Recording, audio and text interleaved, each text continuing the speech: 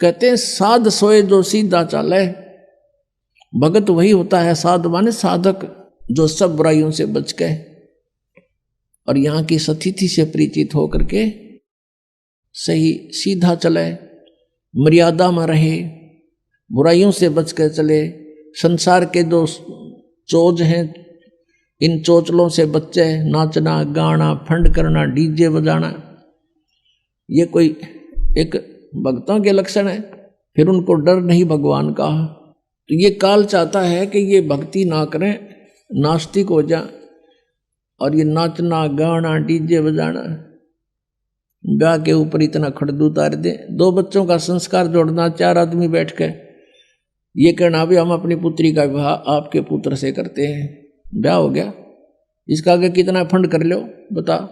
शादी बच्चों की वचन से हो गया, वचन से पराये होते हैं, वचन से सारी सृष्टि रची हुई है, वचन के ऊपर रहे आदमी खरा तो उसको हर तरह से सुविधाएं प्राप्त होती हैं।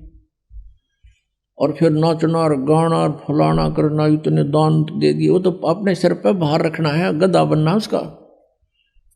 किसी के पैसे पास्ता रख के कभी सुखी नहीं हो सकता प्राणी। तो जब तक हमें ज्ञान नहीं है तो हम ये विष खा ही रहे थे। अब पता लग जाएगा कि ये तो बहुत भयंकर काम है। कहते हैं तुमने उस दरगाह का मैल नहीं देखा और धर्मराज के तिल तिल का लेखा। कौन बिराने बाहर न डोए। फिर जैसे कल आपको कथा सुनाई थी, एक साधु संत बन रहा था, नकली भगत ने उसको प्रार्थना किया भक्ति कर लो हमें सेवा मिल जाएगी संत की। वो उसके चौबारे में रहने लग गया। भगत सेवा करता, वो खा कर सो जाता, कुआड़ बंद करके महात्मा साधना करता है। फिर वो मृत्यु के उपरांत उसके ही घर पर बैल बना और बैलगाड़ी में जोड़ कर उसके खाए हुए के पूरे कर रहा था। जब परमात्मा गरीबदास जी को उस पर दया आ गई नकली पे, तब उसको बताया भाई तूने भक्ति करी नहीं और इसका अन्न खाया, ये पूरा करना पड़ेगा तुझे। लठ खा के कर ले चाहे राजी खुशी कर ले, पूरा करना पड़ेगा। फिर वो चल पड़ा अपना सीधा होके। तो कहते तुमने उस दरगाह का मैल नहीं देखा, धर्मराज के तिल तिल का लेखा।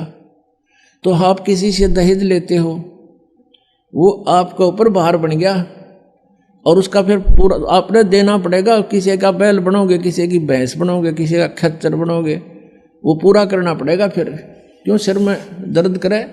जैसे किरका जहर का रंग होरी हो, कहो कौन तिस खावे राम रंग होरी हो।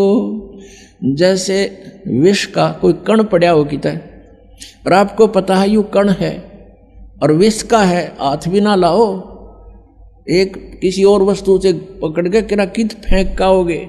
तो ऐसे जो आप ये क्रियाएं कर रहे हो, रिश्वत ले रहे हो या किसी से दहेज ले रहे हो या किसी की हेराफेरी कर रहे हो हैं या कोई ब्याज ले रहे हो, कहते हैं ये जहर खा रहे हो आप। तो गिलास के गिलास पी रहे हो और एक किरका भी जहर का खाना नहीं गवारा होगा। तो कहने का भाव ये है कि हम अज्ञानता के वश ये नालायकी कर रहे हैं और जब पता लग जाएगा इतनी भयंकर मार पड़ेगी इसकी।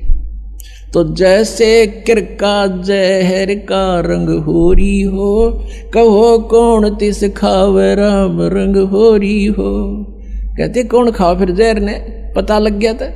तो बिना ज्ञान के दुख पा रहे हम यहाँ पर। और भगवान देगा जो पूरा पट्टेगा किसी के दूसरे के धन से, चोरी से। आज तक कोई सेठ नहीं हुआ।